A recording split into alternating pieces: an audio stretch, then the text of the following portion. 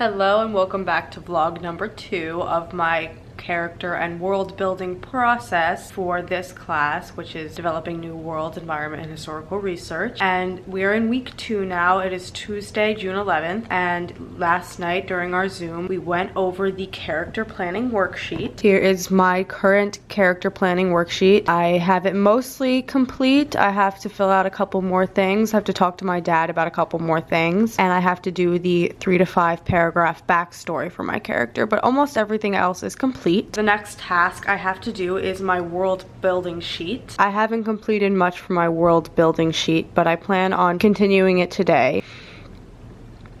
And then after I'm finished with both my character sheet and my world building sheet, I have to work on my project summary. My project summary / reflection includes my final blurb for my story, which is here. And then here is a reflection on my experience with the character planning and world building sheets, and I started it here. And then I have to do a 100 to 150 word research plan, which includes what topics I'll be researching and what questions that I need to answer, and I started that here. All of these assignments are due on Sunday, so I will be working on them throughout the week. For week 2, I really wanted to dedicate both times to the worksheets because they're the basis for everything that you're doing for your story world. So this one's a pretty exciting one, I think. And this one is the one where you'll most likely find spots that you can research. With character, sometimes you'll have things for character as well if you're looking for things that you want to have for that character and their personality and such. But the world building is actually more likely where you're going to pull some ideas. So, and thank you for sharing that, Douglas. In the chat, Douglas put in Incarnate. So that is a fantastic program to be able to make a map. I've used it, I've seen other people use it, and it's fantastic. So this is an example of something that, again, is going to make your world more real. Remember the things that you have to do with the character where, their background possibly, what does their day look like? Who are they friends with? Do they have any pets?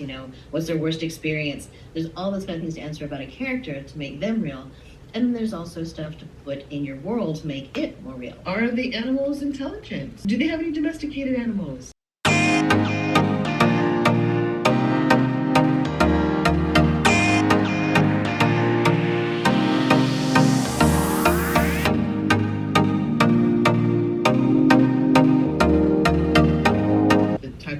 And the struggles that we've had, that's here. So no, you don't have to list everything, but think about some things that have happened. So again, if it's our real world, you could list some things. What kind of wars and conflicts have we had? Well, obviously we've had World War I, World War II, we've had lots of little wars everywhere.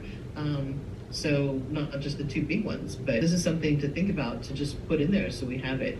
Or there might be something that hadn't been thought of. The difference between agriculture and farming. Did we already pass that? So the agriculture would be sort of an overall thing. What kind of plants, plant life, I guess, that you would have. And so it might include plants and animals. Farming would be the thing that they specifically do. There's stuff that we go out, nowadays we farm almost everything. Natural disasters. Does your world have those?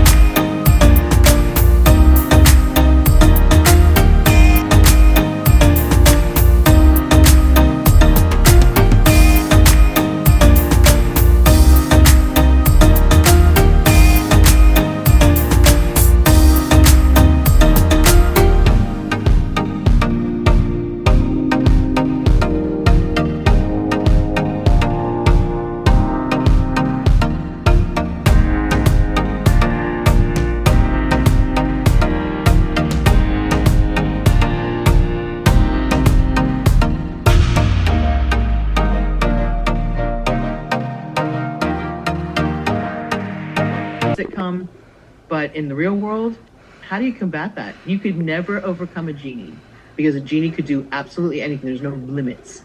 So I want you to think about limits. What is an antidote?